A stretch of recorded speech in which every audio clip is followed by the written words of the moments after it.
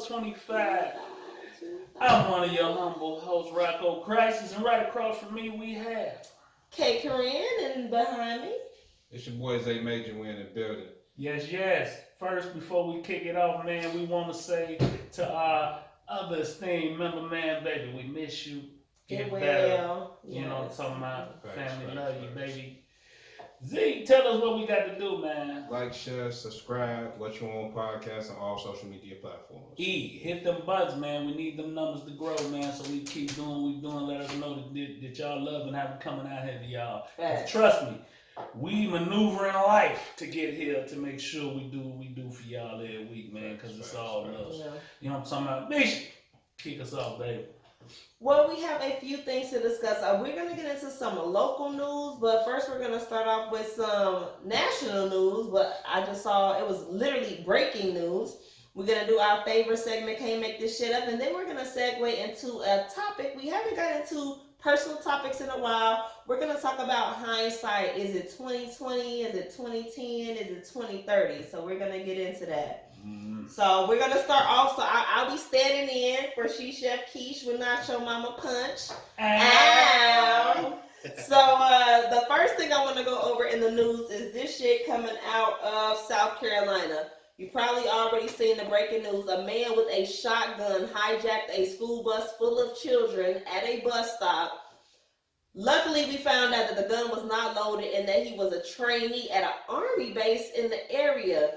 Apparently, he told the driver he wasn't going to hurt anybody, but if you take the time to Google the video, he is holding the gun in position to shoot. The children were scared, traumatizing experience, and we still haven't got, because this just happened earlier today, where he was trying to go. Apparently, he was looking for a ride, and that was his way of getting it. But while in training, I'm not sure why he wouldn't call an Uber or just call a family member, but he literally held a bus full of children and a adult and a bus monitor at gunpoint. So let's talk about that first. How could something like this actually happen? They admittedly, the Army range said they didn't even know he was gone for several hours. So how could something like this happen? So he went AWOL? That's what it sounds like. So did he go on a run? They said it took a few hours for them to report him missing. So yeah, he went AWOL. So he went on a run. He was trying to get up out of service. But so he hijacked the bus to take him somewhere? Mm-hmm. He said he needed a ride. His name is Jovan Calavo, age 23, from New Jersey. I wonder if he didn't have no money, because why he didn't get on public transportation? Yeah. Uber, Lyft. But of all, He could have. But no other car coming down the street for him to hijack a bus with kids. And I can't fathom in my head. Hold on. This dude walking with a shotgun. I was just about to say that. He walking around with a shotgun. And then just when by the time he got to the bus, he just pulled that bitch in position. And the video is all over the news because there was a camera on the school bus. It looks very scary. I can't imagine what that driver went through. Probably pissed on himself. How did they even get on if the he bus? would have shot him. He came, so the kids got on, because it's at a bus stop, so he waited for the kids to get on. I don't know where he was, and when the kids got on, he put his foot on there and leaned into the door with the shotgun. Wow. Ain't school buses supposed to have bus aids, right? Yeah. So the bus aid wasn't helping the kids on the bus? So the bus aid, typically, because my mother is a bus driver and her husband is a bus aid, the bus aid is supposed to make sure the kids not jumping around, fighting. He might have been in the back of the bus arguing with some other kids. So we don't know where he was at the moment. Most likely, if the kids get on themselves, like even with Legend, when we go to bus aid, they don't get off the bus to come get the kids. We literally that make more sense. To literally put Legend on the bus. To them. Yeah. They take them and go strap them in. But the door open. And that's what big So if somebody right here, the door open. If somebody ran right up on me, then come right there with a thing, then that's what it is. Damn. When I get there with Legend, I go to put him on the bus. The door wide open, driver there, A right there.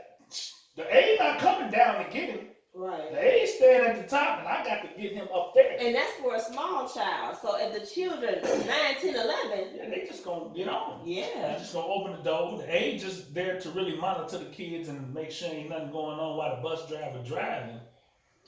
Or help one of the handicapped kids. So they actually don't have no protection or security measures. No. None. And that's fucked up. Zero. Because they just started the precautions at the schools where you need a code to get in, because that's how school shootings will happen. People would just walk in that motherfucker and start spraying. So they should get some kind of safety procedures in place for the buses. You right. Yeah, because they ain't no walking in the side school. But you ain't walking in the But 10, 15 years ago, you could walk into a school. For sure. Yeah. Especially as an adult, because you didn't have to go to the middle to take it was for the kids. So you walk around that if you were an adult coming into a school to visit. True story. So I think about it because, like, over there in Cicero, the school where my son go, any one of them doors, all them doors locked. They got cameras at the door. They need to see you. They're going to ask you at that thing what you there for. And they're going to direct you to the appropriate place where you need to go through the door. Because, oh yeah, this ain't where you need to come for that. You need to go around the door 5. And then push the button at door 5. And whoever over there is going to let you in and get to where you need to get I pulled up at my school yesterday for a teacher's luncheon, and it was a guy banging on the door in a UPS truck. He like, they won't come to the door. I'm like, no. You gotta go to the front door. Ain't no side door action. That's too many access points. He's like, well, I can't park the truck on the front. There's too many cars. I'm like, hand me the package. And that's another security issue, because he don't know who the hell I am and hopping out talking about giving it to me, but he did. And I gave it to the office. Bro, you're fired. Donald Trump. You're fired. So then I'm like, you had that to anybody standing at the door. They take it.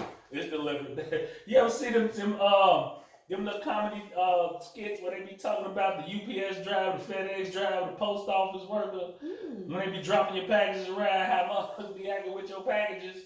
I'm sure a damn fool. Boy, it's hysterical, but the worst of them all is the UPS drop off. UPS is selling your shit at the place. I told you I worked there. Like, motherfuckers was opening boxes like, damn, candied ham. Because people ship food. The motherfucker took the picture of himself delivering the package. After he took the picture of himself delivering the package, he took the package. Damn!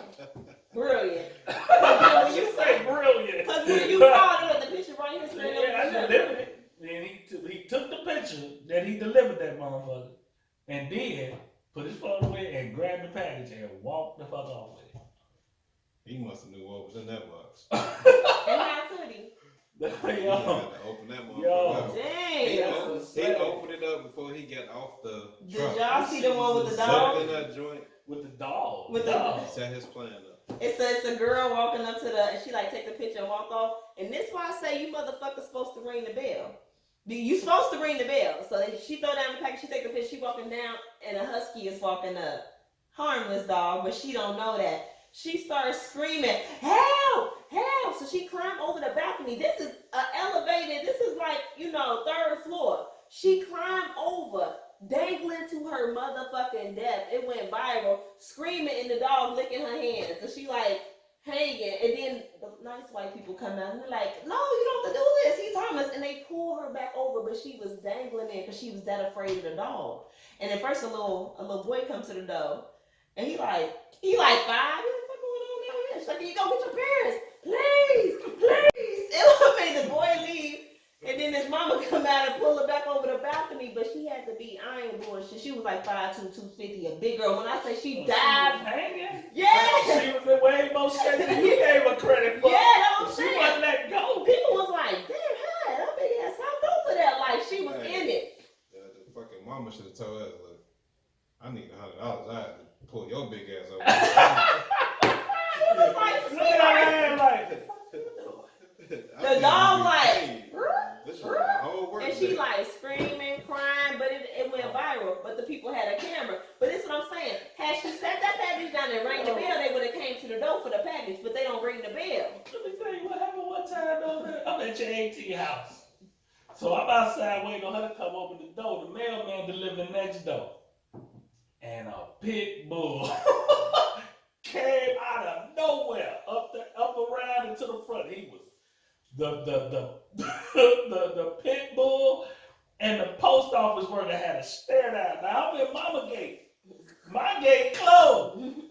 This motherfucker go. He looked at me. I looked at him like, you in trouble, right?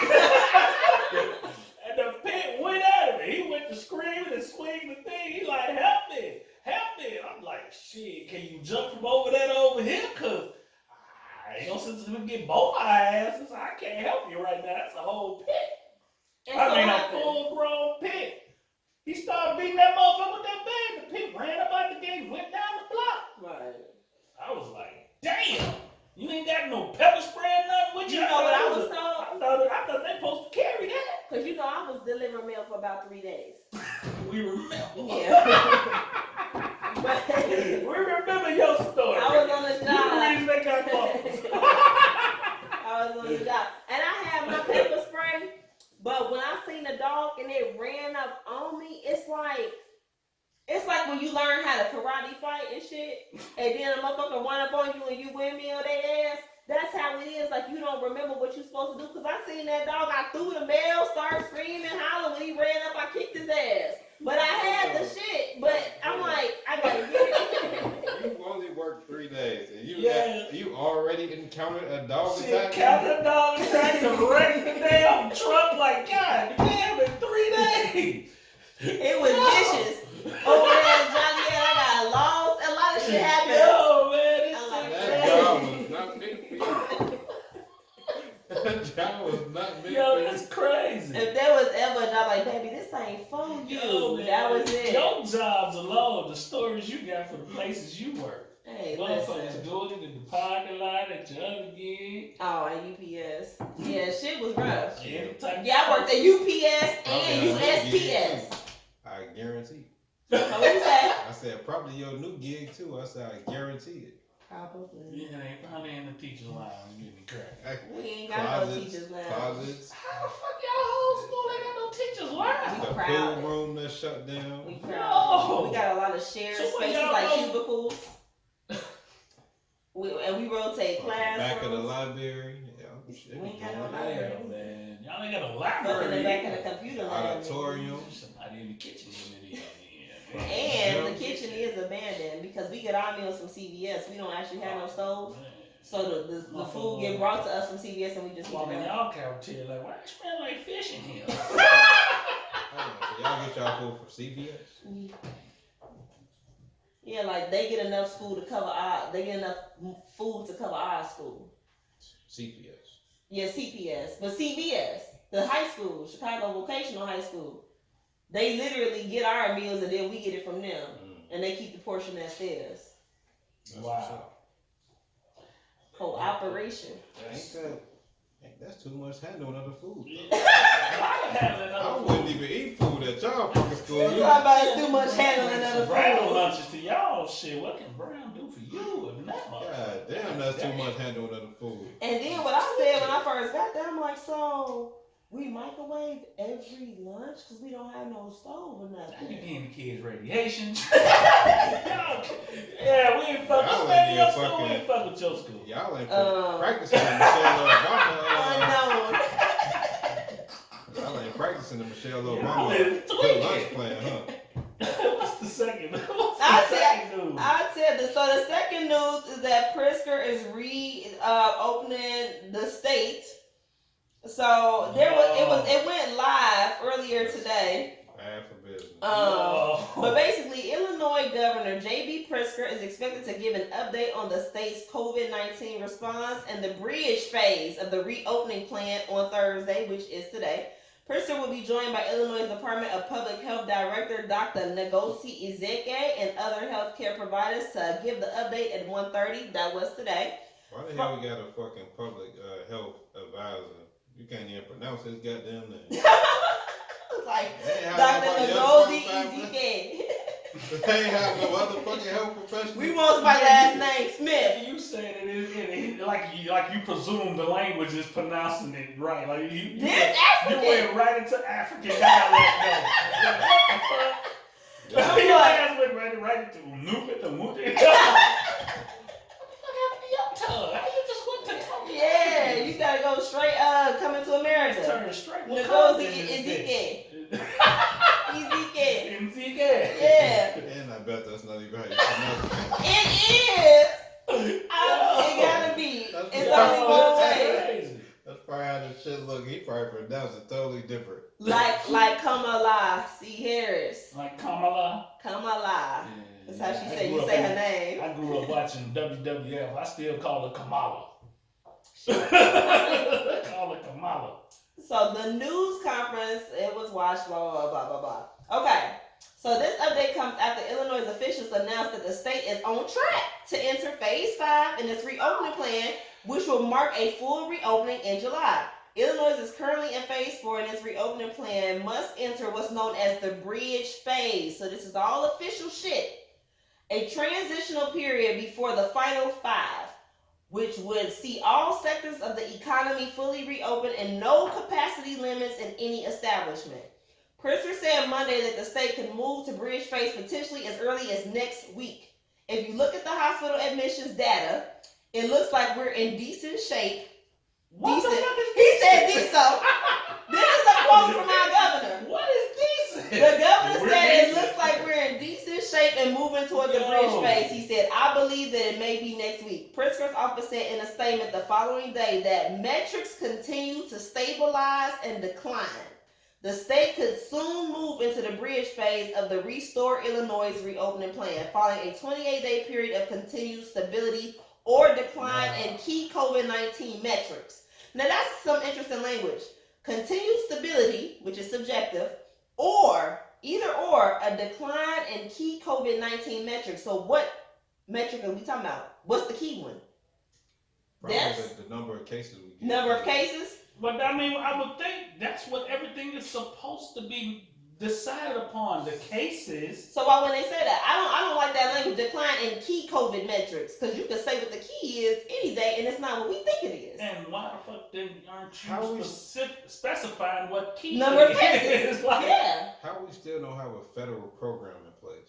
Like every fucking state, city, do their own and fucking local thing. municipality gotta follow this one federal standard. But that's what we said But about I the say police. that to say, I mean, look at the perception with the marijuana shit. Mhm. Like, federally, it's still illegal. Each state saying, fuck you, it's bringing us bread. We fucking with the bread. Like the fucking federal So government everything is has to know that shit is not safe. They getting this fucking data. They know that shit not gonna be right. They said continued stability or decline in key COVID-19 metrics. The state would then move into phase 5 with all capacity limits lifted. The state is on track to be in phase 5 in July. They said before phase 5, the transitional bridge will allow for higher capacity limits at places like museums, zoos, spectator events, as well as increased business operations during a transitional period between the current guidelines and a full reopening. So I guess a lot of places the capacity was 20, now it's going to be 30, 40, 50, so they increased capacity during this final phase going into July. We got some of the dumbest people running these states. We increasing the And limits. everything is money motivated. I mean, you gotta look at it. We live in a Mhm. capitalist society. They really tired of the bread being restricted. You got all these millionaires and billionaires whose money really been restricted because none of these places have been open. Because I mean, look remember, at the sports. They opening up at less than a third of capacity. They want that bread, bro. Like a lot of them, they didn't got past that. Oh, woe is me. We're all about the country and let's get everybody help. Like, oh, we need to open up. I need my money. so These motherfucking artists need to go back on tour. They can't go. Sports teams, it's fucking athletes are still catching COVID. Yes, Zach just came back today, being gone like 3 So how do they weeks. think it's gonna be safe to have a Like- stadium full of people and the fucking athletes are still catching COVID? Yes, bro. And on top of that, now you finna open it up so wide open till now. They finna but stop. it's because this is Hold the on. bridge phase. It's gonna take 3 hours to get into the goddamn stadium. How they gonna temperature check everybody? That's what they talking about doing. Boop. Come on. Boop. That's what they So doing. it says, in order for Illinois to advance to the bridge phase, the entire state must reach a 70% first dose vaccination rate for the residents 65 and older. That's already met. The old heads already got theirs. In addition to maintain the current required metrics of at least 20% ICU beds availability and holding steady on hospitalizations for COVID-19. So at least if 20% of the hospital beds are for COVID related and down, and if 70% of the elderly, yeah, we gonna go because that's done. Mortality rates and cases rates over a 28-day monitoring period. So 28 days of monitoring for anybody who caught it. Make sure everybody over 65 is vaccinated, and at least 20% availability in ICU beds. In other words, doors open. Yeah. Wide open. Yeah. Officials like said Tuesday that the state has vaccinated 55% of individuals 16 years and older and 79% of residents ages 65 and over. They only needed 70. Both well above the threshold to advance. While the state has reached the vaccination metrics required to move from phase 4 to the bridge phase, increases in COVID-19 cases and hospitalizations have prevented the state from moving into new phases in recent weeks. You don't say, new cases. Wow. Listen, in Iran, I'm reading this report now, today, there's been 15,872 cases in Iran today. In one day. In one day. 15,000. They averaging 18,000 new cases. That's average. They average Per day. Per day. So how they think, once they open up the city back up, that we not gonna be hitting them numbers? Ain't gonna stop COVID. Because a lot of people, because they looking at the other cities and that money. Texas down there, ain't nobody wearing a motherfucking thing and they getting that bread. It's something going down in the South, Jack. Like, they just feel like, goddamn me, that Southern hospitality is knocking COVID out. Because they down there don't give a fuck. No. They ain't giving a shit. And bucket. You tell them to put on the mask, they got problems. Yo, Yeah. my buddy down there in South Carolina told me today, like, yo, man, these folk ignorant. Like, they down here literally, like, saying fuck it. Fuck So them. maybe that's the other thing. Illinois, like, shit, it's 12, 13 states already doing whatever the fuck. We just hopping on the bandwagon and get our bag. So, Man, ain't nothing wrong with being late to the party, man. I don't mind being fashionably late. You did. Kanye taught us that a long time ago. Ain't nothing wrong with being fashionably late. I'll be the last one in. Because I need to see what the fuck the outcome of the stupidity is going to be. Man, look, they still got travel restriction on all these countries you gotta go to. yeah. How they finna open the states back up and they still got travel restrictions on all these places you going to? Yeah. So, previously under more strict guidelines than the rest of the state, Chicago officials announced last week that the city would join the rest of Illinois in moving to the bridge phase if it meets the metrics. Illinois officials said Thursday that since the announcement, the COVID-19 test positivity has continued to drop and is now under 5%. Now, look, Lori ain't did shit she ran on since Under she started. 5%. She ain't did shit she ran on. None of the shit she was talking about she have done since she been in office. Like what, cuz? Tell us one thing for the people. Specifically, the whole construction industry in general itself, she was supposed to be getting a lot more minority participation. That shit has not happened. At all, and she's a black mayor. So it's still black contractors out here struggling. And she not giving no work She's to the double people. minority. So, but on top of that, Triple. Black woman, MBG. Yeah, she's a triple minority. so yeah, she haven't made the smartest decision. I think this is another unsmart decision. So the last part says the trends are encouraging, meaning us being underneath 5% supposedly. I feel like she probably being I think she probably being pressured into a person. I just found out today her wife just bought a $1.2 million house in one of the best north suburbs out there. So Of course. so she getting her pocket stuffed by people for the. And then that's another conversation. It's like, we've seen a lot of black officials not do right by black people, but is it cool because they kind of grease the wheels for the next black person? Because the next Look black at who person. she just hired to to be deputy mayor. Who? This fucking guy has he was on the board for the COPA shit, the police accountability team. Oh. This guy sided with 80%. His rate for siding with the police was like 80%. So how she got somebody running with her that's gonna continue to side with police regardless of if they right or wrong? When she said she trying to put an end to it. When she trying to put an end to it. But she just hired this guy, his track record has proven the Laquan McDonald shit. He said that the police officer was in the right for doing what he did. That's written data. He was one of the main people speaking up saying that the officer was in the right. Didn't you say somebody? Did you talk about this guy before? Somebody else you was talking about? That you said like motherfuckers was aligning with him on some we finna bring the peace, but he was a snake motherfucker? Right. He was an officer. He was one of the police officers that was actually patrolling the streets. And he was targeting black folk, especially in the hood. And he was one of the cats out there that got put on that COPA committee that he talking about that's supposed to be improving relations in the hood with the police officers in the community. But he ran there talking about he shoot motherfuckers, I kill motherfuckers. Right. And these the motherfuckers that's on the coalition. Yeah, they put him on the committee. And was finna slide him through before WGN put him on blast.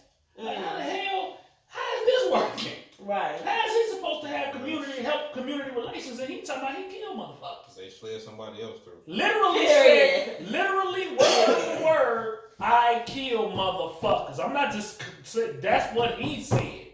Them was his words. It was on WGN. I'm talking like goddamn me. This shit don't make no goddamn sense. I'm on my Bernie Mac in this motherfucker. This shit crazy. How does that work? This shit like a game to them, man. They not taking shit. Pawns, queens, kings, all that shit. Yeah, man. We all in our own. We all playing these games, man. We gotta do what's best for us because they're not doing what's best for us. And they trying to herd us. Listen, man. One thing for sure, too, I ain't worried about sheep, man. I'm gonna worry about the shepherds. Sheep gonna follow along and do what they told. It's the motherfuckers that's ushering the sheep I'm watching. The shepherd can't tell the shepherd shit. You can't tell me a motherfucking thing. You ain't finna usher me nowhere. Right. You did? So that's what they count on, though. They count on the masses as being sheep and just following protocol and following along. And then those of us, you know, they gonna try to come through and see the ones that's bucking the program, and they gonna try to handle us accordingly. They can try. That's why we need to be unified in how we move.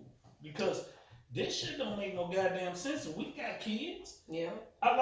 They was doing today, I did a little survey that they had from my kids' school, talking about how I feel about, bless you twice, talking about how I feel about kids going physically into school. In the fall or right now? In the fall. Okay. And I flat out told them, like, nah. I don't think my kids need to go and do anything outside of remote learning. You just improve your remote learning.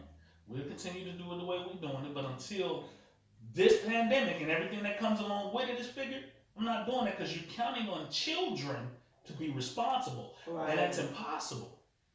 Man, have your kids' school ever been shut down because 5 or 6 of them caught the flu and they didn't have to sanitize the whole fucking school? No. It happened to my daughter's school. Like 20 kids in one day had caught the flu. So if them 20 kids caught the flu, it probably was 100 plus kids in the school that fucking caught the flu. So they shut the whole school down for 2 weeks to sanitize the school. And I can picture that. So imagine COVID doing that. You don't know what these people doing at home. You don't know what these people doing when they leave that school.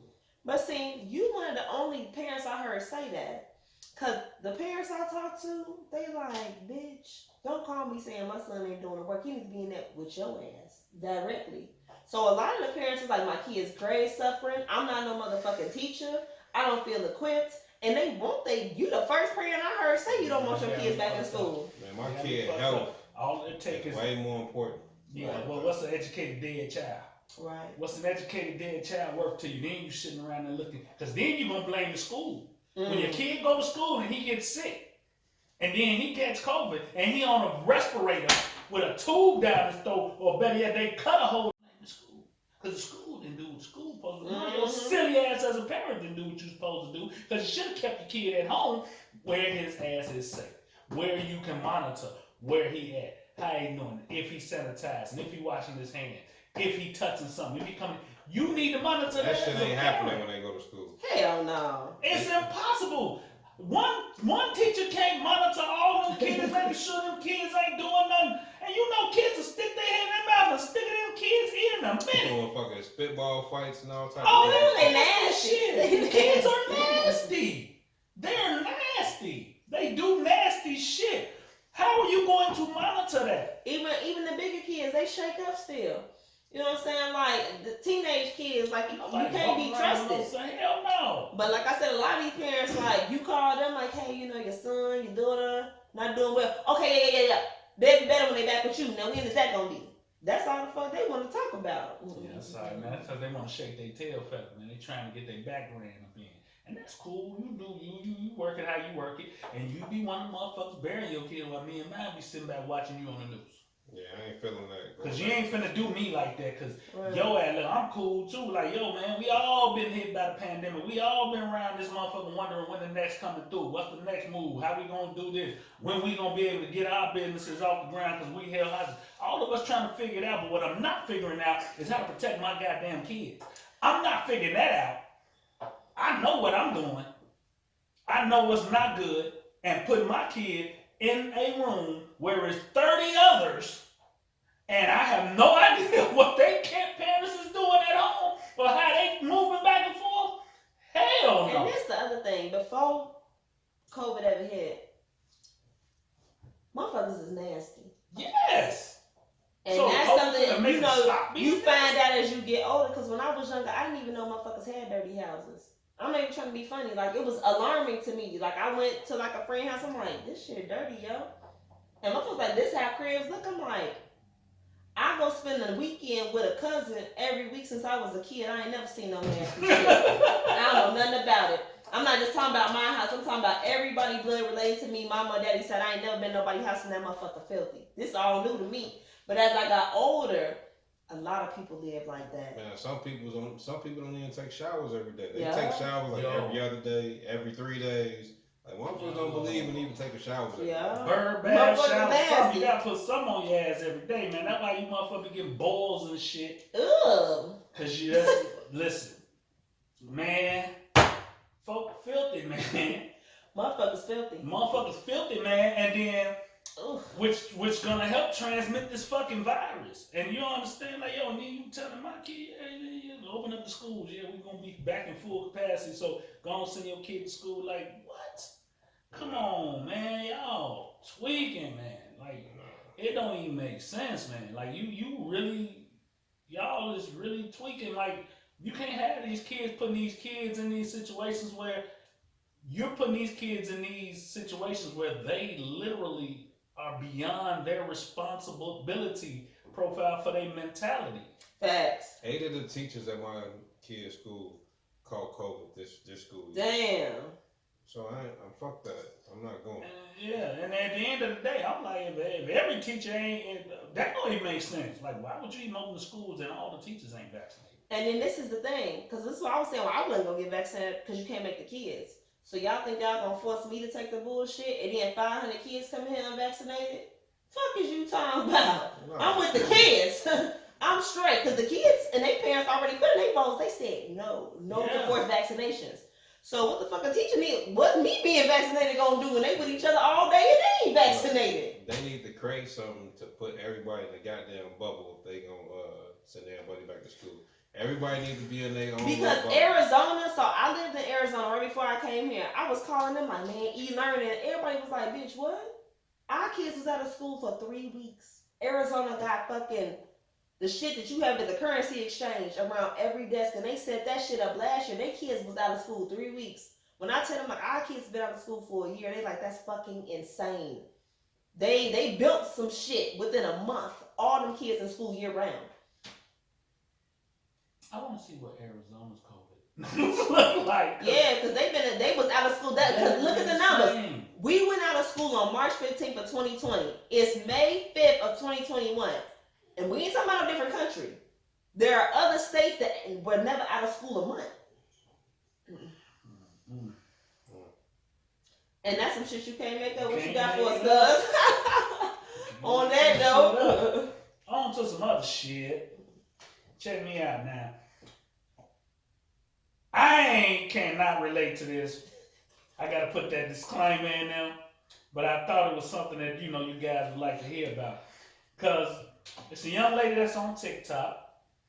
And she identifies it at Aphrodite_Z on TikTok. And she says, your husband's side chicks are helping your marriage. Be nice. Under her, she says, in her words, it's better these women work in harmony with the side chicks because without their great input, the men would leave their marriage. Now, in context, I understand where she's coming from, but I don't quite agree, per se, with the calamity that she's going, because under that pretense, but then, understand, there is a lot of that going around today.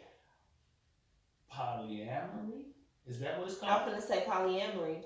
Polyamory. But in polyamory... Hey, off topic, I just read some shit.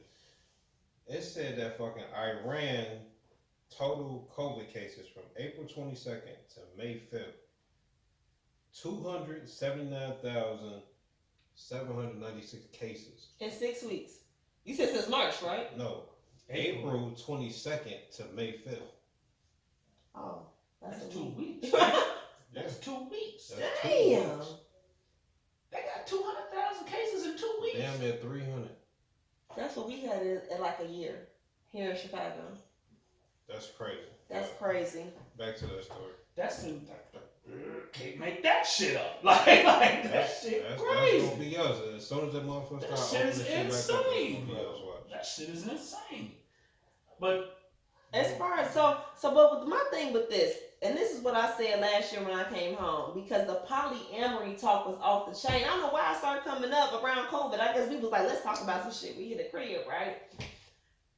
And my folks like taking it back to the ancestors. I'm like, well, I'm not trying to be bogus, but legitimately in any biblical or Islamic text, it was based on a man being able to afford it. So when I was hearing men talk about it, like we should all combine our incomes. No, bro. The situation is you're able to afford to fully support multiple women and your offsprings with these women. If you talking about the ancestors, it wasn't no combination of the 3 incomes. Sound nice. That's some roommate freaky shit. But like polyamory was like an umbrella under which multiple women found provision and he got the women. It was an exchange. But I'm like, why would a woman even be open to moving into an apartment with you and another bitch and all splitting the bills? Like, that shit sound whack as hell. yeah, that I'm not understanding, but there is starting to be a whole spurt of this all around, and it's becoming very popular. I mean, I heard a story just recently about a situation that's a husband and a wife, both doing their things. And both of them know the other doing their thing, where literally they take trips together with the others. But swingers have always existed. I called it swinging. Yeah. That's what I call it. And because a lot of people don't know, swinging ain't all just going to swinging parties. Swinging means we are not monogamous in our marriage, but we know that we are where home is. So in some swinging, it's like, well, we have a girlfriend, we share. In some swinging is, I got a girlfriend, she got a boyfriend. Swinging is usually for sex. In this situation, no, they can hold relationships. So they're married, but they got side motherfucking relationships. Oh, I don't know about that. D got side motherfucking, he got a side chick, she got a side dude. They know of it. To the point where the wife at one point was like, hey man, now you spending a lot of money on dates. Mm-hmm. You know, a lot of money leaving out for dates, man. You need to put a little cap on how much you spending on the side bitch. That shit blew me. I get the concept that she's saying though. You know what I'm saying? But damn. So there was a book that came out when I was kind of struggling in my marriage, and I had ended up reading it, and she said that for 8 months, her and her husband had an agreement. I think I told you about this, cuz, where they would both see who they want to see, but it was certain rules. We gotta come home at night. We don't spend the night out with other people. We can't go on the same date with the same person 3 times. It's certain rules and shit, but also opening up the marriage. And they said in 8 months, if we still love each other, we'll just cut everybody off. We done had our fun and we saw what else was out there and we don't want that. I know one of them motherfuckers did Yeah, the marriage is over. So she wrote. All right, gonna tell y'all again. The marriage is over. And one thing she said is she was like, every rule we made, she said, this is what's important about Pandora's box. She said, we said no more than 3 days, please. We was kicking it with motherfuckers. 8, 9 days if we wanted to. She said, we said rubbers. Wasn't neither one of us using rubbers. And basically she went down the list and like, these are the terms we agreed to.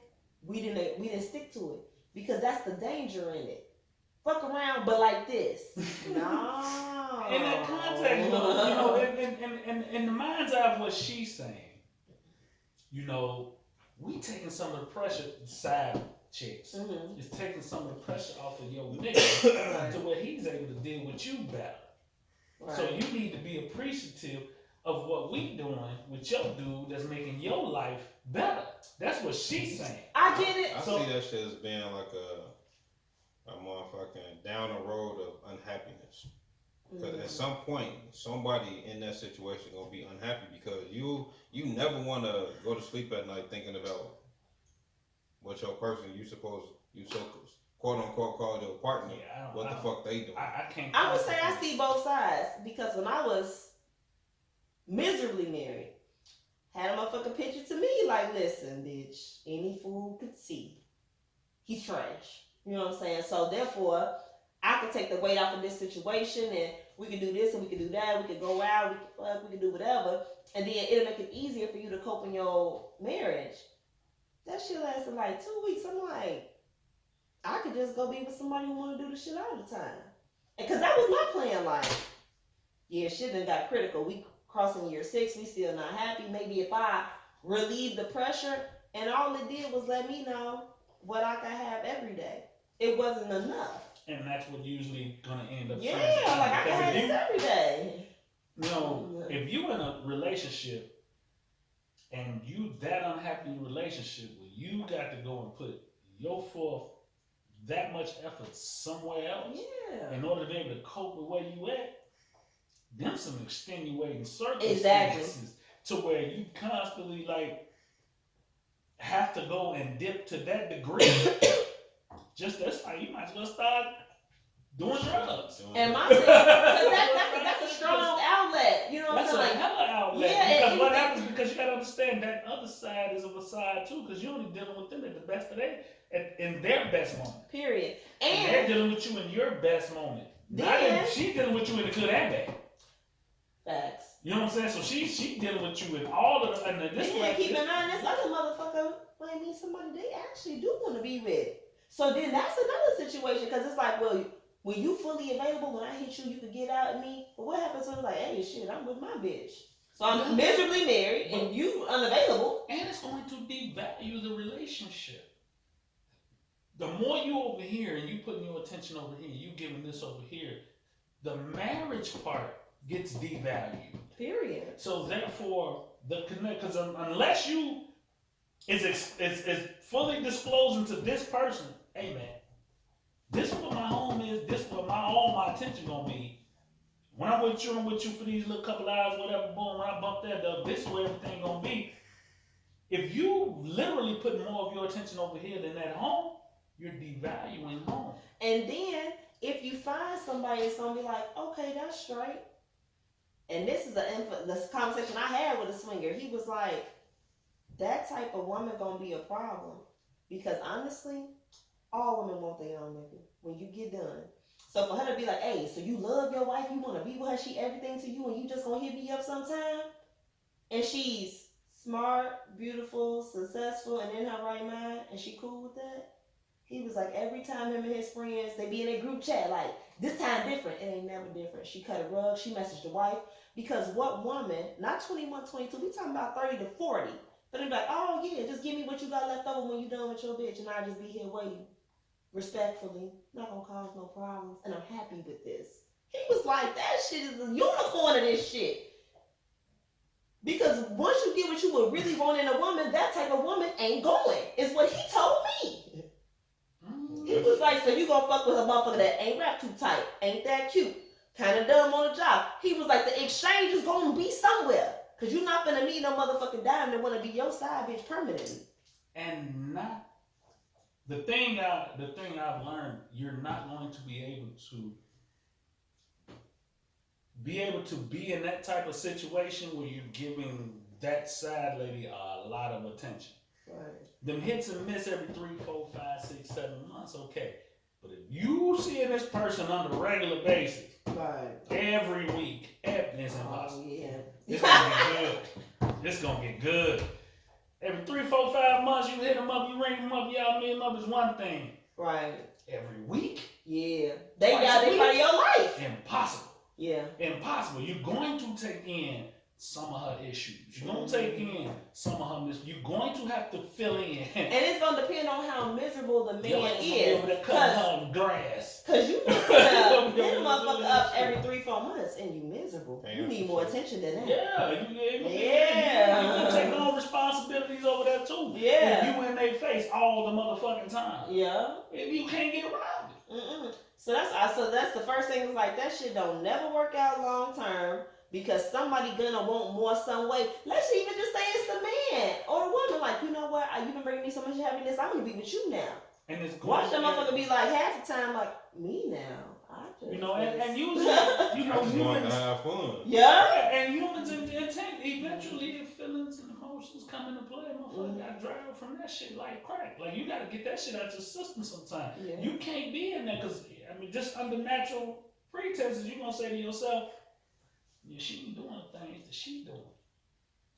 I can't get her ass to roll over, let alone this chick over here. Shit, she ain't cooking for me every night. She ain't doing none of that. And then it's a comparison. I go kick it with this chick. She wake up in the morning to cook me breakfast. When I get home at night, my dinner ready. Yeah, I get home, my wife got the food. Everything's still in the boxes on the shelf. Like, talking about want me to stop off and buy something on the way home. What the fuck? Damn, you think you can cook when you get home? But then, like you said, working on she giving you the best part of herself because when you become her man, all of that waking up in the middle of the night to cook your breakfast and your lunch and shit, she might not be doing it, and that's where the cap come in at. You want to show him you better than his woman, but really you ain't. You just in a position where you gotta pretend to be. That's a lot of pretending going on. Hey. This is pretending. Hey, yeah. This is great. You want, and that's the same thing men do. Like, oh, he don't treat you right. There's a lot of songs about that though, like what your man won't do and all this Joe shit. And no soon he become your man, he ain't doing shit. Neither are the woman. That's the script to get you. In the dough, man. That's why they try to feed motherfuckers with long handle spoons, though. We get you just enough to want a little more. We don't give you too much to where you get too comfortable with it. Because I've learned once they get comfortable, shit falls apart once they get comfortable. You have to keep them on their toes and keep them focused. Because that saying what you did to get them is what you got to do to keep them is real. Yeah. It's real. And if you stop doing what you did to get them, but most people and eyes is gonna get wrong. Are not excellent by nature. And that's from everything. Like, what's not excellent by nature? Most people are not excellent by nature. They're excellent temporarily. Like, you get a job, you come in that bitch like, I'll do anything. And motherfucker 6 months later, you like, fuck y'all. No, for real. You don't keep the same attitude. But most people, you'll see that in every part of their life. Yeah, you see that at the job. You see that in their relationships. You see that in new friendships. They best girlfriends with somebody for 6 months. They're like, hey, what happened to Shorty? Bitch, fuck that bitch. Everything is temporary. Everything is temporary excellence. So it's like, you gotta wait out that time frame. Again, something I don't relate to because I'm excellent all the time. But you've never seen nobody put on their best. I've never seen you do that. No, I don't. I've never seen you. I'm me at all the time. So you know what you're getting with me in the gate. Cause me too. You know what you're getting. But these are very. Thought you could deal with it and then you can't. I'm not doing too much, and I'm not doing not enough. You're gonna be my friend. You're gonna be my friend. I love who I love, and I hate who I hate. I ain't finna sugarcoat it for nobody. I don't phony kick it with. We don't phony kick it. Don't phony kick it. That's law number one. You don't phony kick it. But yeah, so that's what I'm saying. But a lot of people present something that we've heard. When I first started hearing that term representative, I'm like, what the fuck is that? Now, you may see a part of me, you may not see all of me, but that's just because of how long it takes to see a person in various situations. That's different. If you've only seen me happy, that don't mean I'm putting on a representative. You haven't pissed me off. That's different from hiding unsatisfactory qualities and acting like you something you ain't, getting up, cooking breakfast, scrubbing floors, and doing a bunch of shit you know your ass ain't gonna do. Fuck 6 months, 6 weeks. I'm in. And that's a lot of people. There was this quote I shared. It said, you want to impress me? Be the same motherfucker I met. I was like, oh God, that's a bar. I ain't never had that. I ain't never had nobody come in one way and that was the same person that they was in a relationship. Right, that's what I mean. In relationships. And you know what's, but yeah, man, but you know what? Yo, what's crazy is that's what the fuck. That's what we was raised in. So when you look at it from another perspective, it sends you into a, what the fuck was you raised with? Like, damn. So that wasn't you? It get real. I mean, now I'm over it, but there was a time for me, like, so you nothing like this. You're right now. You 35, turning 36. I'm already 36. My birthday's in July. I apologize. So you 36, 32, 33. I'm the old elder statesman sitting at this table. Y'all been knowing me for a long motherfucking time. Have I ever swayed or changed on y'all any given moment? No, consistent. No. Then, not to cut you off, cuz, but what I like about you is, even when the crowd changes, because even though I'm not funny, I'll change up my dialect based on the crowd. You'll be saying some shit, it don't matter unless it's your mama, then you might not cuss.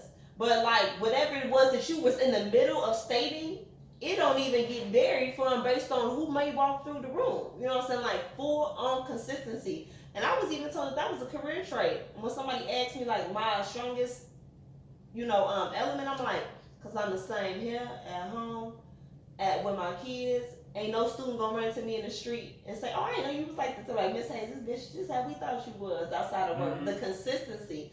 But how I got a lot of praise for that answer, because my folks was like, bitch, that's not the real.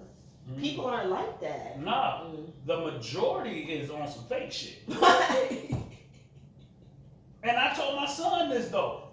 I said, nigga, once you understand who you are, from that point on, it's up to the world to be able to deal with you. Yeah. You don't have to worry about dealing with the world. Right. Once you understand who you are and you comfortable in your skin and in your space, ain't no phony, hey man, this is me. Let the world understand and deal with it, and from that point on, everything will start to separate. In that pretense. And I just, once I figured out who I was in the space I was and I was comfortable with me, I'm me all the time. In every situation. Everybody ain't got that.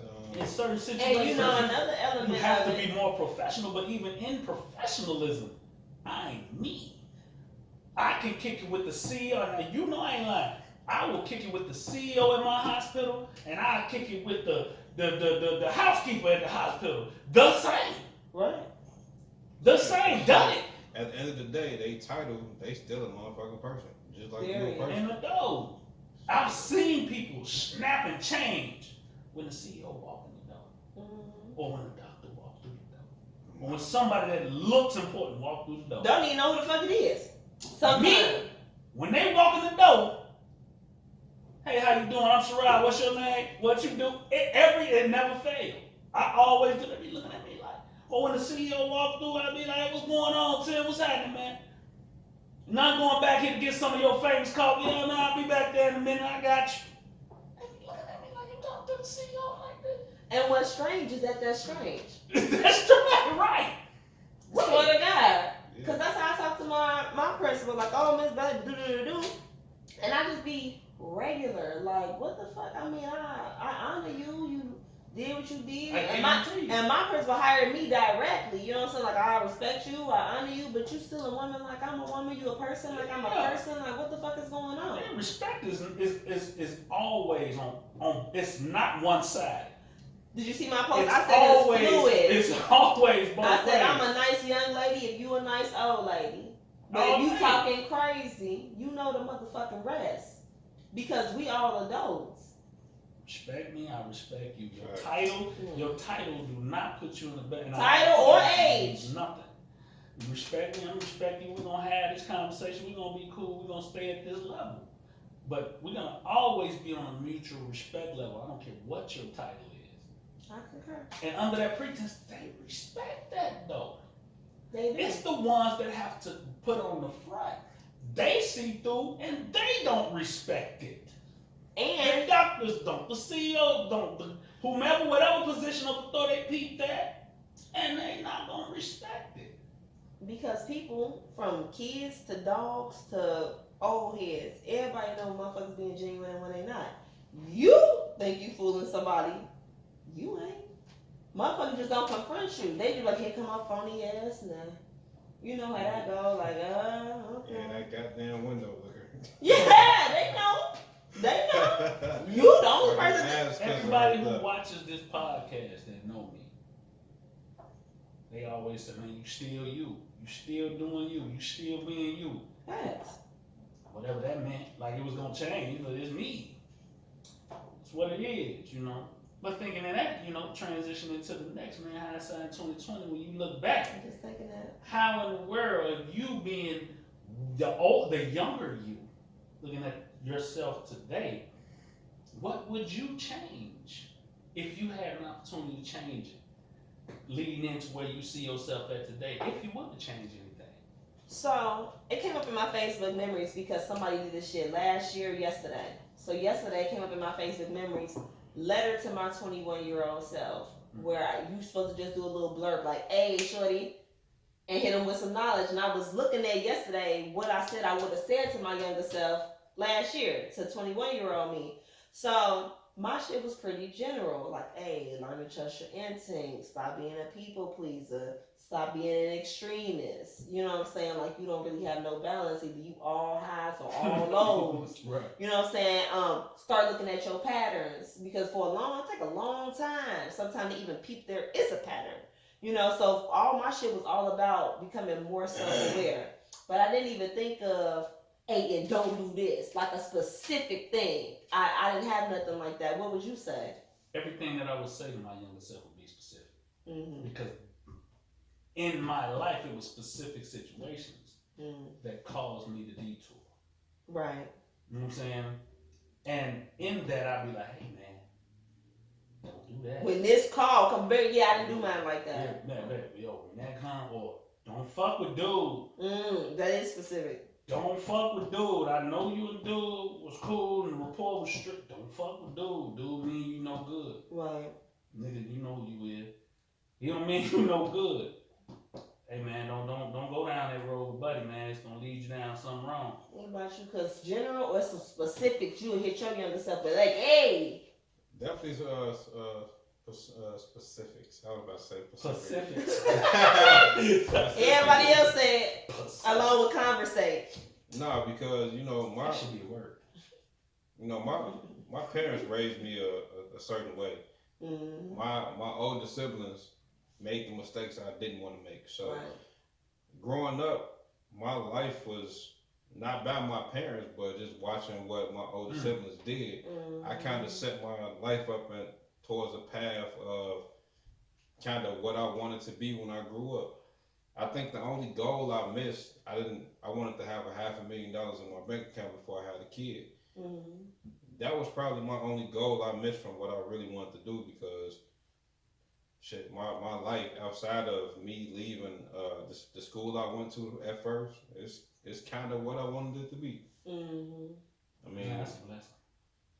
I ain't had too many detours or shit that kind of fucked up what I was doing. They were literally life changing.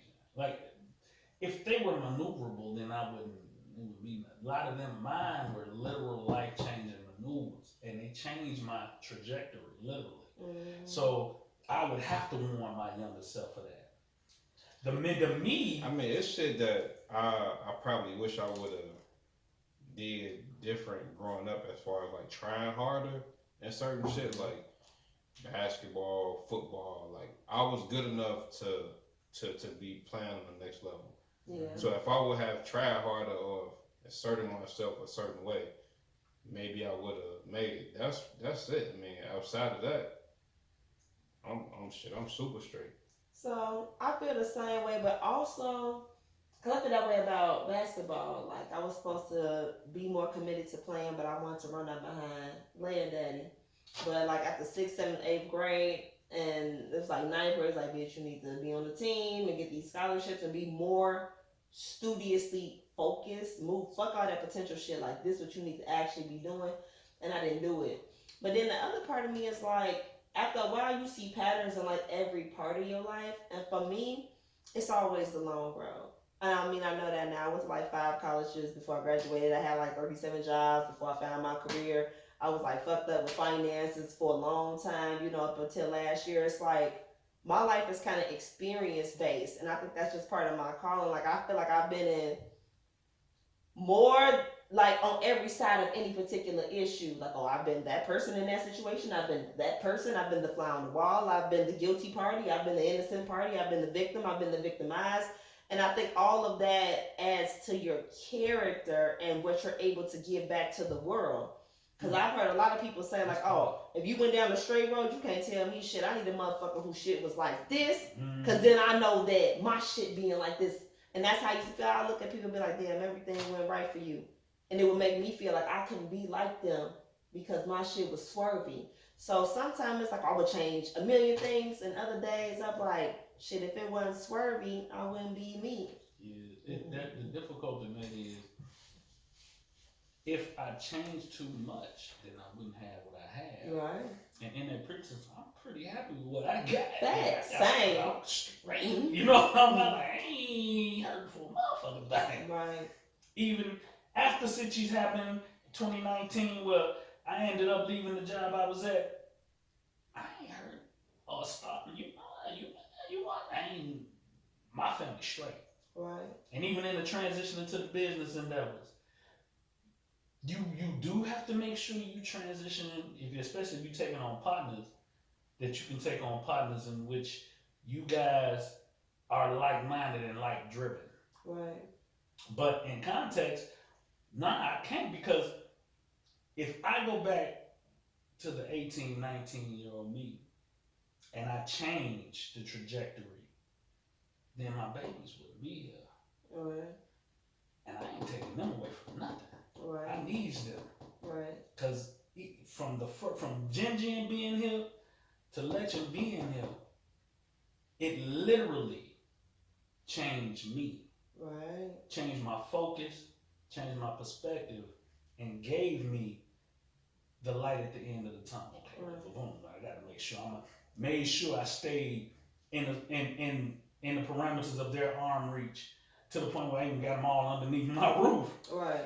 To where I made sure that they were straight in order for me to be able to build what I'm building with my people, to be able to have something up for them.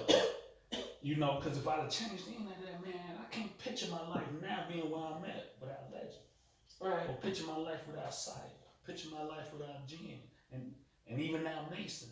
Right. Like and anything I'd have done then would have glitched it like on some butterfly. I felt like, change that. Yeah. Don't do that. That never happened. You know what I'm saying? So it's wild, man. And the situation is just, it's hard. It's hard because it is impossible for me to change in it and for them to still be. It wouldn't happen. See, it goes into like that same thing. Grow up not super perfect, no silver spoon. They go through a certain amount of suffering. It ain't gotta be shelter suffering, but there was things you wanted you couldn't have. There was things that we couldn't facilitate. There was times you had to step up when you didn't feel like it was time for you to step up. And we want our kids to avoid all that. Mm-hmm. And then when we see it fully avoided, and like Paris Hilton or somebody whose family was really able to get in the world, you see the character deficiencies. Because certain levels of struggle do produce character. Because you want to give your kids everything, but in my experience, and I done know some bitches that was only kids and got everything, I'm like, bitch, what the fuck is wrong with you? We 36 and you saying and doing things that sound childlike, but it's like, you never had to rise to any particular occasion because everything was given to you. So I feel like it's that same way we're looking at our past. Like, I would like for the younger me not to go through so much, but what the fuck would she be? Right. That's a powerful statement. That's a powerful statement because I had dirt thrown on me a couple times. I came out like old girl and killed Bill. Coming up like the dirt.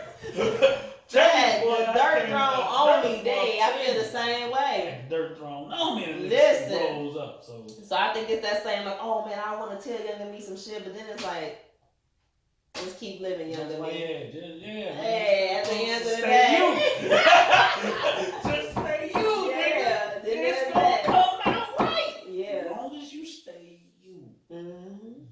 Don't sway away from it, my dude. Because when you at least you can be like, shit, that's who I am. If you ain't got nothing else, but once you start trying to become something else and it don't work out, you like, this one even who the fuck I am? What the fuck I do? You really fucked up. Did you really fucked up? You really got nothing to grab on in. You ain't got nothing. See, at least when you get the dirt thrown on you, man, you consider yourself within yourself and be like, okay, nigga, what you gonna do? You gonna get up out of this shit or you gonna take this shit? But when you being something else, when you being something else, you don't know who the fuck you talking to. You in that situation. You understand? You're like, who here? Who here? Who the fuck can I call on now? The fake bitch? The fake nigga? He gonna give you some fake shit.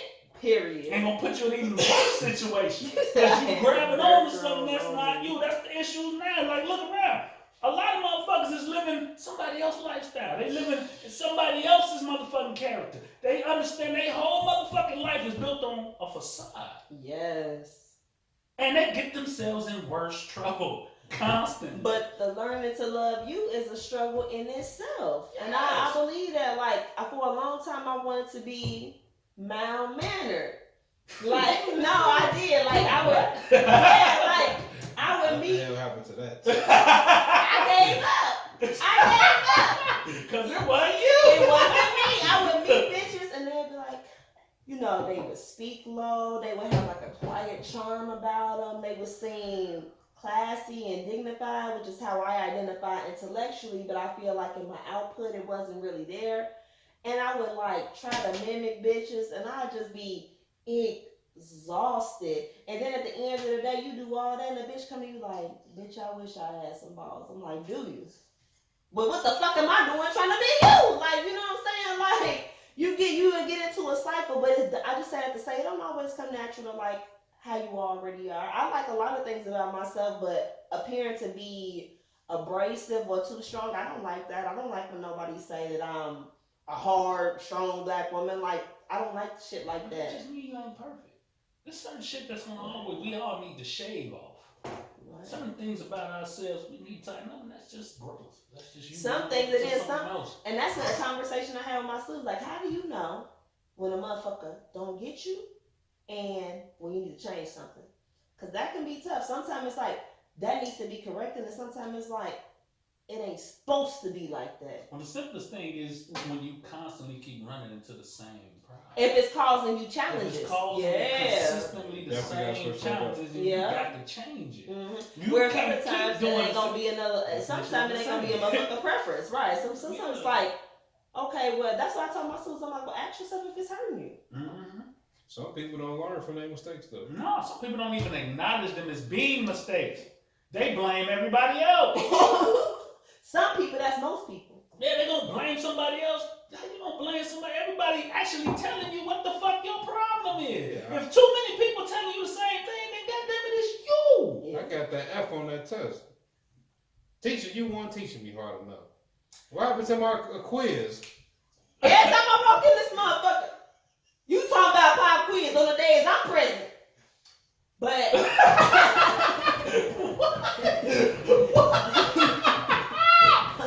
that's God damn. But I had a teacher. She said me straight, and I couldn't reword it. I'm like, she gave me a B. She know I get on punishment for B's, cause there was a time where I got on punishment for B's, and I was walking past the teacher in the hallway. She was like, she didn't give you earned. I was like, well, she said that I earned. She was like, no. nobody gave you shit.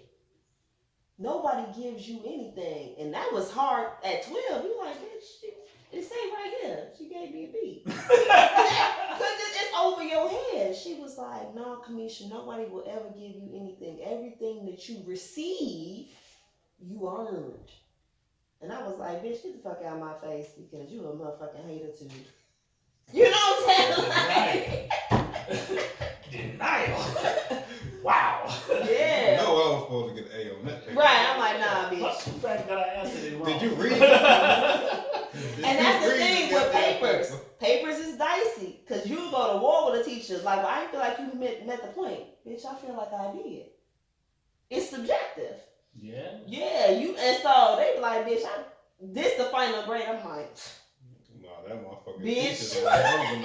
You ain't started that goddamn sentence off right. I'm like, nah, then I used the semicolon here. She was like, that could have been a period. But I used the semicolon as advanced grammatical techniques. Bitch, what is you talking about hating on me? Yeah, so it'll turn into like a thing where it's pushback. That's why for me, you gotta have 100% facts. And I was like that at 10. Like, you say you think, you observe, fuck that. You need ironclad proof. But most of the ironclad proof I've received is from myself. Because I know all the information. Some people don't know a piece of it. Like, oh, I know a piece of it. My best friend was like, if you ask 10 people who I am, she was talking about herself. She's like, all 10, she's like, they gonna be wrong. But they all gonna say the same shit. Identical. It's all gonna be the wrong shit, but it's gonna be the same. She's like, bitch, if I ask 10 people who you are, from your family to your workplace, she's like, everybody gonna say something totally like, bitch, what bitch is you talking about? Because a lot of times, I personally feel that way. A motherfucker try to critique you, but they only know one element of you, so you can't properly critique me without a whole story anyway. So then that really left me when I was younger, like, okay, what do I take? What do I not take? I've taken advice that I should have disregarded. I've disregarded advice that I should have taken. And so that's how I came up in class, like, so what advice do we take and what advice don't we take? Now, the hard answer is, you damn near don't know fully. Right. Life will tell you. Facts. Life will be a teacher. I tell my kids that all the time, man. Life gonna be your teacher. You ain't gotta take my word for it. My job is to try to help you not run into the roadblock, but if you choose not to listen, life gonna be your teacher. You gonna figure it out. Mm-hmm. You know, I always took advice from the people that sat there and talked to me the longest.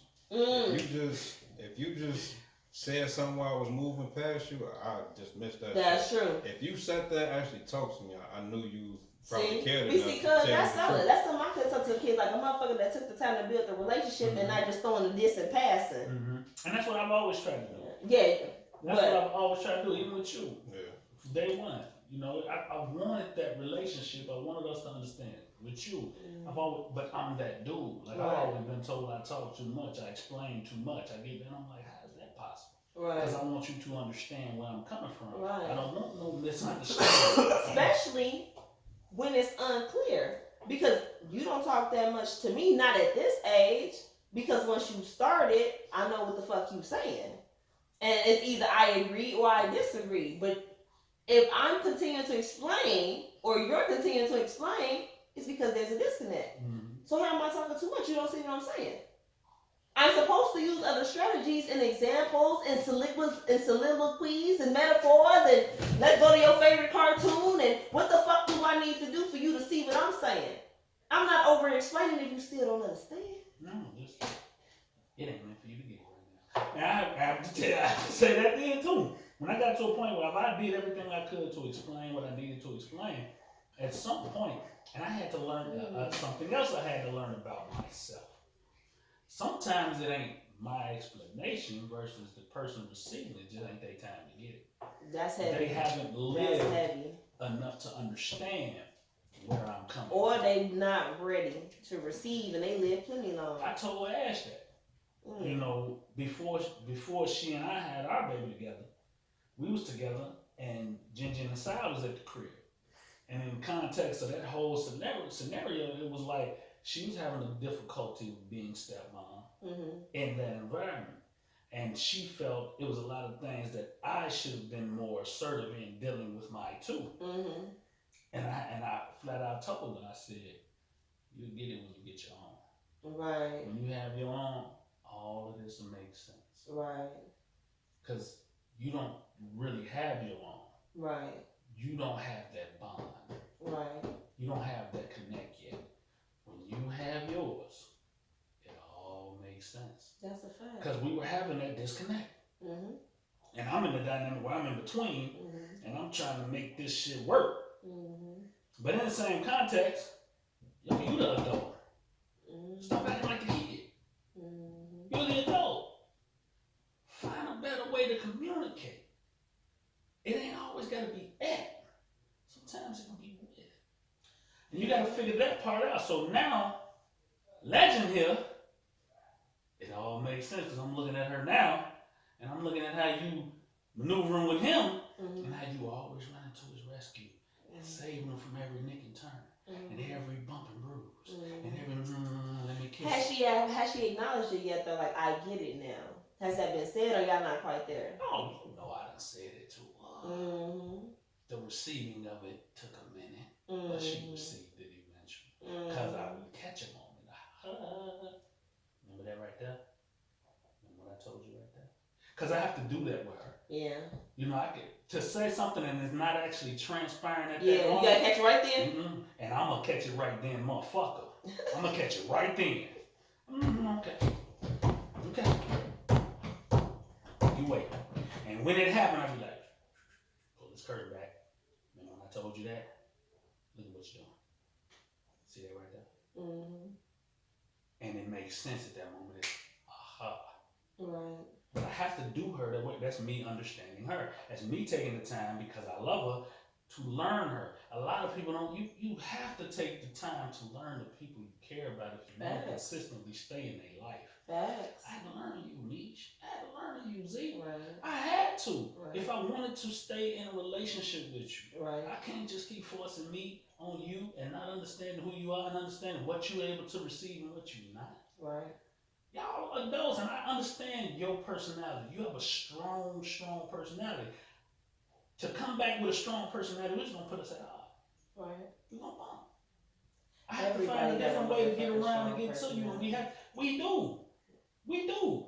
But I choose in this me. I try not to bump so much anymore. Before, it was like I was consistently, because if I felt I was right about a situation, I would completely badger you with it. Right. And I got to a point where, no, that's not going to work. And I had to learn me, and me having to scale it. But my baby brother told me that one time. It was so much I couldn't understand. It was right before I went on my little trip. And my brother looked me in my face, man, and he told me something, probably some of the wisest thing he told me at 16. The man looked at me and he was like, bro, man, you got to understand, everybody ain't you. Right. So everybody ain't going to think like you. Whereas you will see something that's happened 10, 15 ways down the road. Most people ain't looking that far down, bro. Right. You got to get an opportunity to get there. He told me that at 16. Now, everything else that nigga said up to this day is ludicrous. And you actually the one that told me that, because I'm like, I don't get this and I don't get that. Because still to this day, 90% of my interactions with men are still my family. You know, so you have like an understanding, almost to the point of over-identifying and feeling like you one of the guys or some shit. So, but you think you get men, and then you go out into the world and niggas doing all kind of shit. You like, what part of the game is this? And that was you that was like, well, no, cause like, you know these men. You don't know men at large. You know what I'm saying? Like, those are two totally different areas.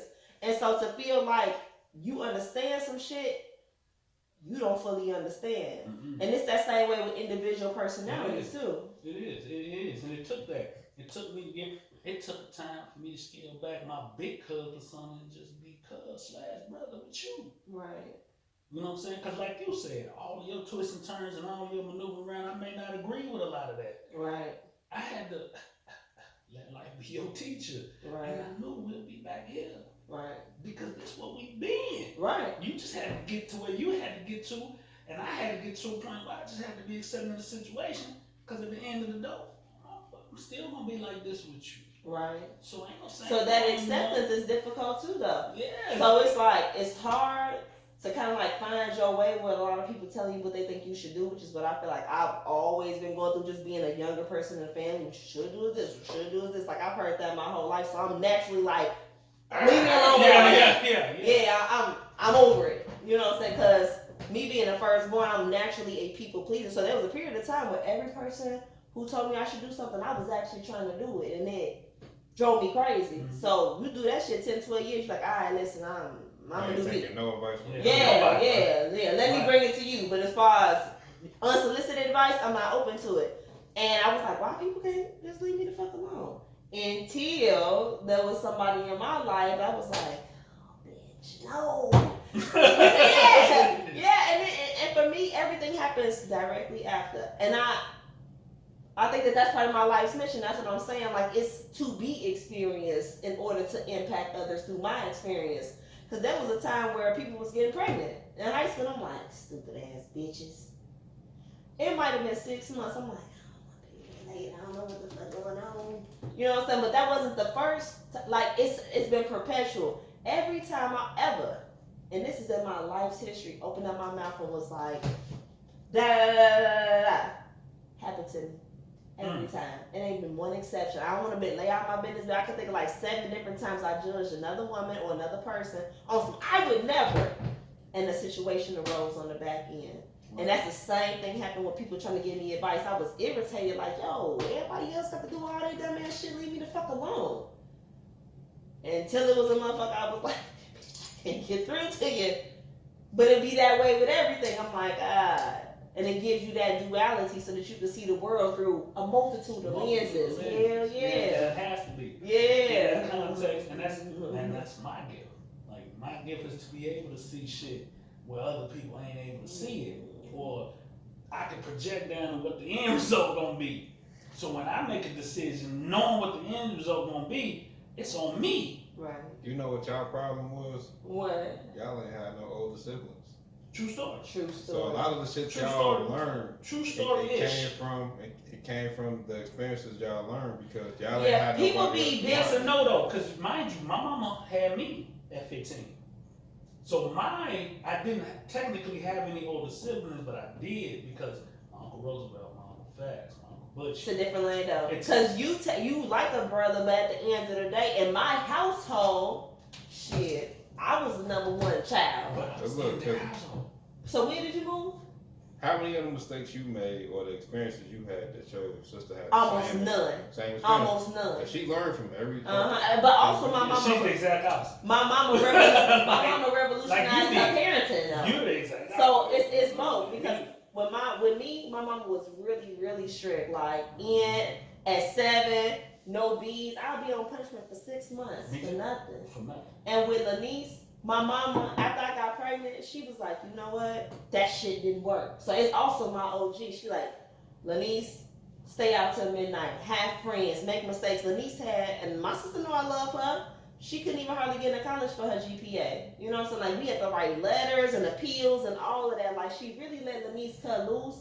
And that freedom, while she was a kid, it was like a roller coaster ride. But as an adult, she's free thinking and has allowed her to flourish. Where with me, everything was so tight, like read Maya Angelou every night, get straight A's. It was so, in hindsight, I think my mom felt like she was over the top with me. So it's, yes, part of it is Lanice watching me, but it's also she experienced different parenting than me also. Crystal. Yeah, My brother okay. too. Like, and then probably with you too though. Your mom Little probably switch. wasn't the same mother, and your father wasn't the same father that your older siblings got with you. Yeah, So you got a whole totally different upbringing. We Chris years definitely apart. didn't get. We years apart. I was gonna say, because Yeah. I'm 8 years older than my little brother. Well, we only got 4 years, but 4 years make a Yeah, man, difference. think about 8. That's almost a decade. And By you the and time- Keish 6? 7. So it's a Right, totally because you different 2 years thing. younger than me, and Keish 3 years older, 4. When is Keish birthday? I had to think about that one. December 3rd. So she'll be 38, She a sage. 39, Yeah, I think no. She probably about to be 40. She gonna be 40. That's crazy. That's crazy. That is And it's crazy. the context because parenting was different. Mom didn't do Chris like she did me. She gave him all the freedom. in the world. Yeah, that freedom. I'm like you. I couldn't come home with nothing under a B. I was over. I'm locked in the crib. I couldn't move. I couldn't breathe. Nothing. And then with him, he got all straight ass. He got Jordans. I got straight. I couldn't get anything. My mama never bought me no Jordan.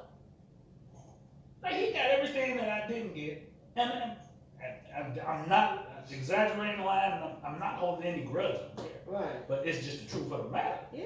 So under that pretense, my brother got way more leniency. Yeah. In the context than I did. My mom was more, well, she was younger when she had me, so she was more her. And feeling like you got something to prove. And then in that time with Chrissy, he got with me. And I feel like my kids gonna have the same testimony as they gonna be like, Mama was on my ass. And Callie gonna walk through there like, I don't know shit about it. Yeah, I don't know nothing about it. Yeah. I ain't gonna know. And that's gonna be a dynamic they gonna work. Yeah. Because it's going to come up. And they're gonna have to go through it. They're gonna pull that big sister, I choke shit out you type shit. Me and Kristen had our moments. You know what I'm saying? I'm afraid. You know what I'm saying? So it's you gonna expect that because all of them contexts gonna come up. Yeah. And in the context like with me, in that mind's eye, when I look at y'all and I see y'all and the proudness I had looking at y'all and what y'all become and how y'all became through. Like this is some cool shit. Just me be sitting here with y'all and being a part of watching it like me and you, the business we doing, man, that's with me growing up. Yes, my mom had me at 15, but I was raised by Granny till I was like 13. Right. So I sat under a bunch of our old heads. Mm-hmm. Uncle Bill, Uncle June, your granddad, Aunt Collie, Aunt Helen, Uncle Thomas, my grandma. I grew up getting it from Grandma Delta. Oh, I forget you. Getting it from the old heads. So in context, what they all push to me is what I give to y'all. It's about this family, the love of this family, where this family belongs, and what my responsibility in making sure where we go is what I got from them. Right. So in that context, then Uncle Fast came along and he gave it to me. And then Brody gave it to me. You did? So that's on me. Right. So when I give it to y'all, I give it to y'all under pretense. Our first conversation was on that level. Right. You know what I'm saying? What I want to do for this family, what I want us to be, what I want our name to be, how I want us to be put in the name with the old Nassans and Kennedys and the Fords. And that's what I believe we supposed to be. And I want it done with us. Right. You know what I'm saying? And through all of our family, how big, this is just what a clique was. It's just always been this clique. There's always a clique. It's always been that clique. Like my mama said in a minute. My mama said in a minute, boy, but not nobody said nothing bad about me. She ride the clique. That's just always been what she was. She would, in a minute, no matter what go on, you better not say nothing about in front of them. They gonna go haywire. It was all my mama looked at her like, damn. I thought and remember, there was a period of time I was like, it was about significant others, you know, male cousins, female counterparts, and I'm like, what the fuck? I love y'all bitches. Not like bitches, but just like, you know, like I ain't never met a motherfucker and was like, I don't like her. And I'm always arms open wide. And I was like, I don't know what the fuck I did. And cuz you was like, oh, they love you too, cuz. But a motherfucker want to be able to say some shit and stand on it in reference to you, and that's not going to work. I'm like, oh, well, no. I didn't know what the issue was. But when you was like, well, they love you back, it's just this. It made me feel more comfortable. Like, oh, so we are cool. Yeah. But it's like they just can't openly say what the fuck they want to say. But nobody can. But see, they go back to the family. You know, nobody can. You can't. I wouldn't. Under pretense, my girl and her. I ain't gonna say shit. Right. Unless we had our issue, cause me and one of her family members had our issue. My dose was going down. Right. But unless we had a problem. Right. We had a problem. And then it's also women versus men. Like, I feel like women are more catty naturally, and so they may say something just on some woman shit. But men don't do that. I ain't never had a man be like, they done been like, well, I told you somebody wants to live with me. He like, well, this Sherrod building, and if I want to be in charge of some shit, I got to take you out of the building. But it still wasn't on no slick shit. Never. I ain't never. Calvin, ex-fiance, I ain't nobody never, because that's, men don't even do that. Like, they be gonna talk a little shit about your cousin. Like, what? They don't even try. But because of the nature of women and just being kind of mouthy and want to make slick comments, it may come up. Because I'm like, I ain't never had to check nobody. Nothing ever been said. Yeah, in that context, no. Yeah, just, I think it's women versus men. Yeah. Just in context, so shit had to be shut down. Like, okay, we ain't gonna talk about that. You don't let that, you don't leave that alone. I got that. And then that's that. Right. The next level is gonna be the other me. Right. So leave that right there. Let's go watch some TV or something. Talk about some TV. Yeah, because I'm not for that, man. Like, I'm you can't talk about mine. Right. And I'm not gonna be okay with it. Right. If it's not warranted or just. Right. Or if I'm dealing with mine a certain way, and you may not like the way I'm dealing with mine, you may feel mine may be getting down. It's mine. And trust and believe, I know exactly what the fuck I'm doing and what I'm letting transpire. You best know that. Right. So under that pretense, I got. Right. Now when it gets to a point where our household suffering and we struggling and they're telling, you got a right to open your mouth. Mm-hmm. But if that's not transpiring, don't do that. And then Don't do that. make sure that what you're saying is coming from a place of neutrality. It because has to be. the one time that something was said, it wasn't no diss. It was when I had moved to Blue Island, but I had already told you I was gonna give you whatever. I was 2 months behind or whatever. I'm like, okay, I got my taxes. I'm finna call Ryan. Of course, all my like, well, you finna. I told him I would. Shut the fuck up with my business. See, now you tweaking. Yeah, shut the fuck up with my business. Like, hey, listen, who I give what to and what nah, bro, that's not open for discussion. But even that wasn't something on some, well, sure, right? It was just on some, do you think you just move? Nah, you gotta stand on your word. Yeah, don't ask me about the fuck I said. I'm gonna give a bum some. If I go in the motherfucking Walgreens and I say when I come out, I got you, I'm not finna dodge him. And I don't owe him shit.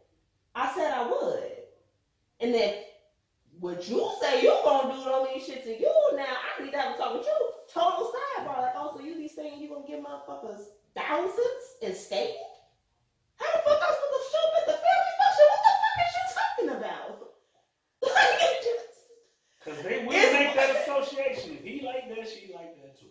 Period. Because that's his chick. Period. I'm like, oh, so you Ain't just... none of that. Because I think I took that to take a loan from my best friend because my down payment changed on this place overnight. At 7 o'clock, it was one thing. I woke up the next Monday like, bitch, we need 2 G's more. I'm like, that wasn't part of what we discussed. You say you messed up the numbers with the title company. Get the bread from my best friend. Immediately, what them shit said, stimulus came. That was hers. And I had a motherfucker over here, different motherfucker, but still a goofy like, oh man, you just moved, you gonna have shit to come up the house? Bitch, I said I told my friend I was giving her back her bread when I got it. Now you want me to lie about getting a motherfucking stimulus and get on a $50 a month payment plan when I got the bread to pay her right now? What the fuck is wrong with you? Like, people are so unethical that they slide in while you trying to be ethical. That's what I'm trying to say about the new you. Unethical. Like, they saying something that's right. What you saying is wrong. But you trying to make it this shady area, like, well, you gotta do what's best for you. And I'm always, and I'm gonna go on the soapbox, because these are my final thoughts. A motherfucker that can't see the birds for the trees and all that shit, a motherfucker that's like, well, that ain't what's best for you. In my life, that's always been in the context of a motherfucker pulling some snake shit. Always. Like, I've never heard that in good faith. Anytime you're like, well, I'm supposed to be doing this and it's the right thing to do, and the motherfucker like, I'm just saying, you gotta look out for you. To me, that's just like, oh, you want some bullshit. Yeah, it's like the keyword. Yeah. You never know what nobody else need or what they was planning on doing with what the fuck you owe them. Yeah. So or let's say they don't need it at all. I said, I got you. That's it. I'm sure you can live without it. But I said, I got you. It baffles the mind, but that lets you know what they be like. Oh, so you be skating on motherfuckers, huh? Okay. That's you right here. Okay, that's what you do, huh? Yeah. Okay. In that context. So hindsight in 2020, I would only go to the specifics, but changing, nah, man, all that I supposed to go through because I learned so much through it. And when I went through it, I came out on the other side of it because a lot of the stuff I went through, I honestly didn't believe I was coming out of. So when I came out on the other side, I was like, hey, man, keep it moving, keep it pushing. I learned this from that, man. I'm going to use this to make a better me. And I always say that, even to the context now, to try to be a better me. I was telling my son, wherever I'm at, my goal is say hi to 20 black people a day. Oh, that's dope. Cause you never know what that might do. Young lady bought paid for my whole family meal one day, just cause I said hello. I walked into a restaurant, didn't realize that they didn't take plastic, they only take cash. It was one black woman sitting at the counter by herself, only one in the restaurant. I walked in, I ordered my food, I turned and I looked at her. In my mind, she had a look on her face, but I told myself then, say hi to her. Recognize her sitting there, don't ignore her like she's not there. And I did. And we had a small conversation back and forth, and she smiled. And then I turned, and I read that sign, and I told her, I'll be back, man, go ahead, man, I'm gonna get the food. You know, and I turned, and she was like, well, what good is money if you can't give it to nobody? Her exact words to me. I was like, right, you sure right, man, let me go get this money so I can give it to him. That's what I said. Right. I went and got the money. I came back. The man told me, you go ahead, take the food. I'm like, nah, hey, man, take your money. He was like, it's already covered. An angel paid for you. And he pointed to the corner where she was. I said, that lady paid for me. He was like, yeah, she covered your meal. And he didn't cut the bread off you. Right. He could, yeah. But he did. Yeah. That was that was some player stuff, man. I said to myself, all because I spoke to her. All because I said hi. All because I probably do with her face and people. Yeah. And in that context, I find myself walking into Walmart. Hey, what's up, bro?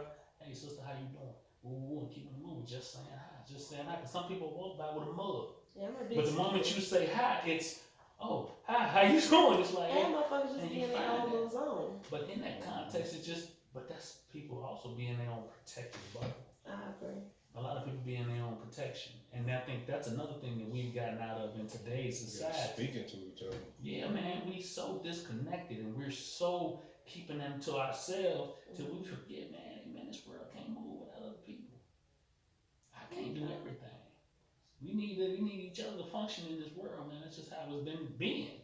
So I'm making my mind's eye, like I said, in that is why I wouldn't change anything, and going forward, growth is important. I try to grow in me every time. And some people want to be, I had somebody tell me one time, man, well, this is who I am, I ain't changed for nobody, this is what it's gonna be. And I'm like, nah, I can't fuck with you. Right. You stuck where you at right now. You ain't growing. You ain't getting better. So why the fuck am I fucking with you? Straight like that. Zay, your final thoughts? Who you are, never switch up for nobody else. Man, you going down one path, sometimes you gotta alter your steps, but just stay true to who you are. That's gonna get you the furthest somewhere.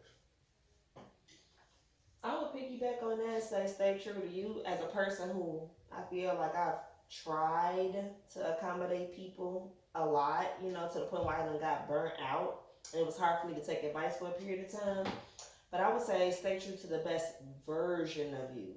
All of us have a lot of versions inside of us, so when you say I'm going to be me, make sure that you being is the version of you that serves your best growth and development. And on that note, what's your own? What's your own? Get it? Look at them bags. Buy the